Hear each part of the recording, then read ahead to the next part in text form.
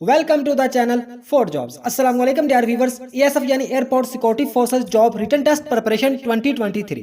Dear viewers, इस video को देखने के बाद आपकी इंग्लिश की तैयारी 100% मुकम्मल हो जाएगी। एएसएफ जॉब्स, कारपोरल, एएसआई और सिविल जॉब्स पास टेस्ट रिपीटेड इंग्लिश के क्वेश्चन डिस्कस होंगे। तो वीडियो का आगाज करते हैं। Question number 1, he runs very fastly. तो इस क्वेश्चन में हमें यह बताना है कि इसमें वेरी क्या है। तो इसमें वेरी है एडवर्ब। तो एडवर्ब के बारे में आप लोगों को पता होना चाहिए कि एडवर्ब वर्ब को मॉडिफाइज करता है, यानी वर्ब की खसूसियत को, खूबी को या खामी को वजाहत से बयान करता है। जैसा कि ही रन्स वेरी फास्टली, वो बहुत ज़्यादा तेज़ दौड़ता है। अगर इससे वेरी को निकाल दें, ही रन्स फास्टली, वो तेज़ दौड़ता है। ही रन्स वेरी फास्टली, वो बहुत ही ज़्यादा तेज़ दौड़ता है, यानी वो तेज़ को मतलब मॉडिफाई कर रहा है, उसकी खसूसियत को मतलब है कि बहुत ही ज़्यादा खसूसियत को बता रहा है। इसी तरह अगर यहाँ पे होता है ही रन्स वेरी स्लोली, फिर भी मतलब है कि खामी को भी वजाहत से बयान करता है एडवर्ब। तो इसकी दूसरी पहचान ये भी है कि इनके फिक्रों पर एंड पर एल वाई का यूज़ होता है, लेकिन जो फिक्रों पर एल वाई का यूज़ होता है कुछ फिक्रों पर होता है, लेकिन इसकी असल पहचान यही है कि ये वर्ब को मॉडिफाई करेगा, यानी वर्ब की खसूसियत को बताएगा फुल तफसील से और या वर्ब की खामी को बताएगा फुल तफसील से। तो इसका राइट आंसर है ही रन्स वेरी फास्टली, इसमें वेरी है एडवर्ब। तो नेक्स्ट क्वेश्चन है change wise. She is washing clothes, वो कपड़े धो रही है। तो ये एक्टिव वाइज का फिक्र है, इसको पैसिव वाइज में तब्दील करना है। एक्टिव वाइज को पैसिव वाइज में या पैसिव वाइज को एक्टिव वाइज में तब्दील करना बहुत ही आसान है। इसमें 3-4 चीज़ों का आप लोगों ने ध्यान रखना होता है। तो मैं इस क्वेश्चन में आप लोगों को कुछ चीज़ें बताऊंगा और नेक्स्ट मतलब एक वीडियो सिर्फ active voice and passive wise की अपलोड करूंगा, ताकि मतलब आप लोगों के जो इंग्लिश के पोर्शन में लाजमी मतलब है कि parts of speech, active and passive wise, article, इसके अलावा सिनोनिम एंटोनिम यानी ऑपोजिट वर्ड और टेंसेस से मतलब एक लाजमी क्वेश्चन आते हैं। तो इस वीडियो से आप लोगों को इतना नॉलेज हो जाएगा, आप लोगों को पता चल जाएगा कि किस तरह के क्वेश्चन आप लोगों के टेस्ट में आते हैं। और मतलब कि जितने भी 4-5 मोस्ट इंपॉर्टेंट मतलब टॉपिक बनते हैं इंग्लिश के, तो सभी टॉपिक पर एक एक वीडियो पर्सनल अपलोड करूंगा और वो बहुत ही आसान अल्फाज में इंशाल्लाह अपलोड करूंगा, ताकि आपका इंग्लिश का कोई भी क्वेश्चन आए आपकी एसएफ या किसी भी मतलब आपका टेस्ट है तो ईजिली आप उसको हल कर सको। तो इस क्वेश्चन को हल करते हैं। शी इज वॉशिंग क्लॉथ्स, वो कपड़े धो रही है।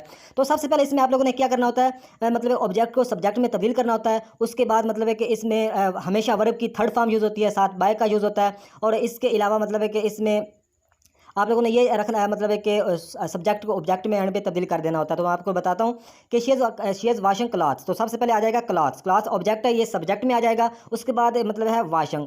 तो फर्स्ट फॉर्म के साथ जब भी आई एन जी का यूज़ होता है तो आप लोगों को इस बात का पता होना चाहिए कि इसमें बीइंग यूज़ होगा। एक्टिव से बेस्ट स्पेसिफाई बनाने में बीइंग का लाजमी यूज़ होगा। मतलब कि washing I N G first form के साथ आई एन जी का यूज़ हो तो इसमें आप लोगों को पता होना चाहिए कि इसमें बीइंग का लाजमी यूज़ होगा। और तीसरे नंबर पर जाके मतलब इसमें थर्ड फॉर्म हमेशा एक्टिव वॉइस को पैसिव वॉइस बनाते वक्त आप लोगों ने याद रखना, इसमें हमेशा थर्ड फॉर्म यूज होती है। जैसा कि वर्ब की 3 फॉर्म होती है, एक होती है फर्स्ट जैसा गो, वेंट, गॉन। तो मतलब है कि जो हमेशा मतलब है कि एक्टिव से पैसिव वॉइस बनाने में थर्ड फॉर्म यूज होती है। तो इसमें वॉशिंग से वाश्ड बन जाएगा और साथ हमेशा बाय का यूज होता है। और इसमें जो शी है वो हर में कन्वर्ट हो जाएगी। इसी तरह ही अगर होता तो हिम में कन्वर्ट हो जाता, दे होता तो धम में कन्वर्ट हो जाता, वही होता तो अस में कन्वर्ट हो जाता।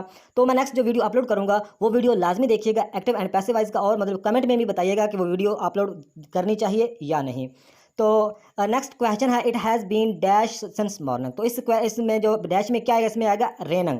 सबसे पहले आप लोगों को पता होना चाहिए कि ये फिक्रा क्या है। It has been since morning यानी सुबह से बारिश हो रही है। सबसे पहले आप लोगों को पता होना चाहिए कि ये किस टेंस का फिक्रा है। तो टेंसेस के हवाले से एक ऑलरेडी मेरे पास वीडियो है, वो भी अपलोड करूंगा, ताकि अगर वो टेंसेस की वीडियो इस मतलब के तरह से बनाई गई है कि चाहे आपको टेंसेस पूरे मुकम्मल आएँ या ना आए, लेकिन टेंसेस के हवाले से जितने भी टेंस हैं, टेंसेस के हवाले से आपके टेस्ट में कोई भी क्वेश्चन आएगा उस वीडियो को सुनने के बाद आप मतलब इजीली हल कर सको। वो टेंसेस वाली वीडियो भी लाजमी अपलोड करूंगा, और स्पेशली मैं एग्जाम टेस्ट के लिए उसको मतलब मैंने तरतीब दिया है।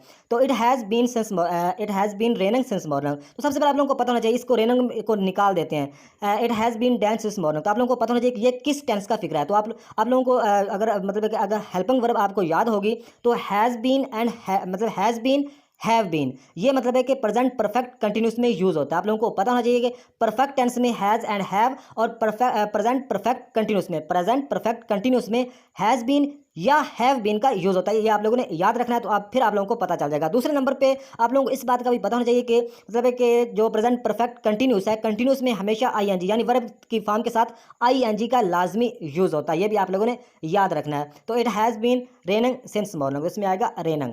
तो उम्मीद है कि मतलब है कि वो नेक्स्ट वीडियो जो अपलोड करूंगा उससे आपका जो टेंसेस का, एक्टिव एंड पैसिव वॉइस का, पार्ट्स ऑफ स्पीच का, आर्टिकल का, और मतलब है कि ऑपोजिट वर्ड का, सभी का आपका जो कंसेप्ट है वो क्लियर हो जाएगा। और आप इंशाल्लाह अच्छे नंबरों से, एक भी क्वेश्चन आपका मतलब गलत नहीं होगा इंशाल्लाह, अगर आप वीडियो सारी सुनते रहे। तो नेक्स्ट क्वेश्चन है well, both of us we selected for the team। तो ये इसमें ये बताना कि इसमें जो वेल है ये क्या है, तो ये पार्ट्स ऑफ स्पीच का हिस्सा है इंटरजेक्शन, ये इंटरजेक्शन है। तो इंटरजेक्शन की जो एग्जांपल है वो बहुत ही आसान है। मिसाल के तौर पर आप खुशी के मौके पर या गमी के मौके पर कोई मतलब है कि अजीब सा लफ्ज़ के वेल डन, मतलब ज़्यादा खुशी हो वेल डन, वेल डन बहुत आवास वेल डन मतलब है कि खुशी का इजहार कर रहा है कि हम दोनों टीम में सेलेक्ट हो गए हैं। इसी तरह वाओ, वाओ भी बोलते हैं खुशी के लम्हे में, अल्लास गमी के मौके में बोलते हैं। तो वेल डन मतलब वेल डन, वाओ, अल्लास, ये सारे क्या हैं, ये इंटरजेक्शन है, आप लोगों को पता होना चाहिए। तो नेक्स्ट क्वेश्चन है in exam Asif is working hard. तो इसमें हमें यह बताना है कि इसमें आसिफ क्या है, तो इसमें आसिफ नाउन है। नाउन के बारे में आपको पता होगा कि जितने भी इंसान हैं, जिन इंसानों के, हिवानों के जितने भी नाम हैं सभी मतलब है कि सभी नाम मतलब है कि नाउन कहलाते हैं।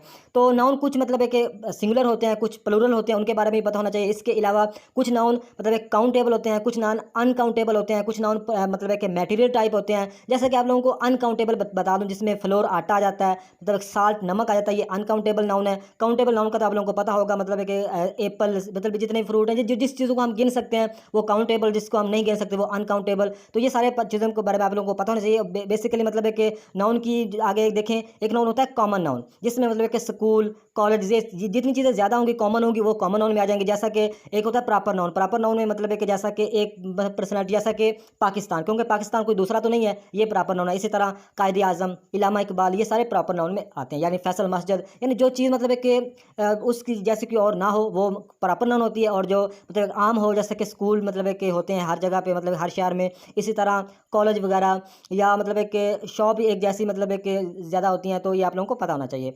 तो नेक्स्ट क्वेश्चन है करेक्ट स्पेलिंग अपॉर्चुनिटी। तो स्पेलिंग का मतलब करेक्ट स्पेलिंग का भी एक दो क्वेश्चन आप लोग के टेस्ट में लाजमी आएंगे, तो इसकी भी एक मैं पर्सनल वीडियो अपलोड करूंगा। तो इसके अपॉर्चुनिटी के मतलब है कि स्पेलिंग बताने, तो अपॉर्चुनिटी के स्पेलिंग नीचे लिखे हुए हैं, OPPORTUNITY। तो ये काफ़ी इंपॉर्टेंट क्वेश्चन है, और ये जितने भी सारे क्वेश्चन है मोस्ट इंपॉर्टेंट क्वेश्चन है। तो इसके मतलब अपॉर्चुनिटी का मतलब होता है नेक साथ, यानी मतलब एक मौका वगैरह इसका मतलब होता है। तो इसके जो स्पेलिंग है वो आप लोगों ने देख लिए हैं। तो नेक्स्ट क्वेश्चन है द स्टूडेंट रीड्स। तो हमें इस सवाल में ये बताना है कि इसमें रीड क्या है, तो इसमें रीड है verb. The student reads, the student right मतलब है कि लिखता है, पढ़ता है, ये सारे क्या है मतलब है कि जो मतलब है कि रीडिंग, लिसनिंग, ये सारे क्या है, ये वर्ब है। तो जब मैं पार्ट्स ऑफ स्पीच की मतलब वीडियो अपलोड करूंगा उसमें आप लोगों का जो सारा ये मतलब है कि noun, pronoun, verb, adverb, adjective सारी की मतलब फुल डिटेल से बताया हुआ है, तो वो आपका कंसेप्ट क्लियर हो जाएगा। तो ये रीड्स क्या है, इसमें वर्ब है। तो नेक्स्ट क्वेश्चन है I have received your letter. मुझे तुम्हारा खत मिल चुका है। तो हमें इस क्वेश्चन में ये बताना है कि ये फिक्रा किस टेंस का है, तो ये फिक्रा है प्रेजेंट परफेक्ट टेंस। तो हमें कैसे पता चला कि ये प्रेजेंट परफेक्ट टेंस का है, तो हमें दो चीज़ों से पता चला। एक तो जो परफेक्ट होता है टेंस, परफेक्ट टेंस में आप लोगों को पता होना चाहिए कि इसमें वर्ब की थर्ड फॉर्म यूज होती है। परफेक्ट टेंस में हमेशा वर्ब की थर्ड फॉर्म यूज होगी, यहाँ पे रिसीव्ड यानी थर्ड फॉर्म यूज हुई है। दूसरी इसकी पहचान ये है प्रेजेंट परफेक्ट। अगर पूरे टेंस की बात करें, प्रेजेंट परफेक्ट कंटिन्यूस की पहचान ये है कि इसमें हैज़ या हैव यूज होगा और वर्ब की थर्ड फॉर्म यूज होगी। तो आप लोगों को पता लग जाना चाहिए कि ये प्रेजेंट परफेक्ट टेंस का फिक्र है। तो नेक्स्ट क्वेश्चन है ऑपोजिट ऑफ एक्सपेंसिव। तो एक्सपेंसिव, जो एक्सपेंसिव है इसका ऑपोजिट क्या है, तो इसका ऑपोजिट है इन एक्सपेंसिव या चीप, यानी सस्ता। एक्सपेंसिव का होता है महंगा या कोई कीमती चीज़। तो इन एक्सपेंसिव या चीप का मतलब है सस्ती चीज़ या कोई सस्ता। तो opposite of expensive inexpensive या चीप। तो नेक्स्ट क्वेश्चन है auxiliary verb are also called as. तो इसका राइट आंसर है हेल्पिंग वर्ब। जो एक्सिलरी जो वर्ब है ये क्या कहलाते हैं, तो ये हेल्पिंग वर्ब कहलाते हैं। इस क्वेश्चन को आप लोगों ने याद लाजमी रखना होगा, बहुत ही इंपॉर्टेंट क्वेश्चन है। तो नेक्स्ट क्वेश्चन है ही इज़ ए गुड बॉय। तो इस क्वेश्चन में हमें ये बताना है कि इसमें गुड जो है वो क्या है, तो गुड इसमें एडजेक्टिव है। तो एडजेक्टिव के बारे में आप लोगों को पता होना चाहिए कि जो एडजेक्टिव है ये नाउन को मतलब है कि मॉडिफाई करता है, यानी नाउन की खसूसियत को बताता है। ये आप लोगों ने याद रखना। तो इसमें नाउन क्या है, इसमें ही नाउन है। तो ही, शी, इट, यानी जितने भी इंसान हैं, लड़कों के लड़कियों के मतलब एक नाम है जितने भी, और ही, शी, इट सारे ये क्या है, ये नाउन है। तो एडजेक्टिव हमेशा नाउन को मॉडिफाई करेगा, नाउन की खसूसियत को बताएगा। ही is a good boy, he is ए मतलब है कि ही is a very beautiful car, यानी जो ब्यूटीफुल कार, गुड बॉय मतलब है कि इस तरह की जितने फिक्रे होंगे जिसमें मतलब है कि आप लोगों को लगे कि ये नाउन को मतलब है कि डायरेक्ट नाउन को मॉडिफाई कर रहा है। तो एडवर्ब और एडजेक्टिव में यही फर्क है। जो एडवर्ब है, जो सबसे पहला क्वेश्चन था उसमें एडवर्ब था।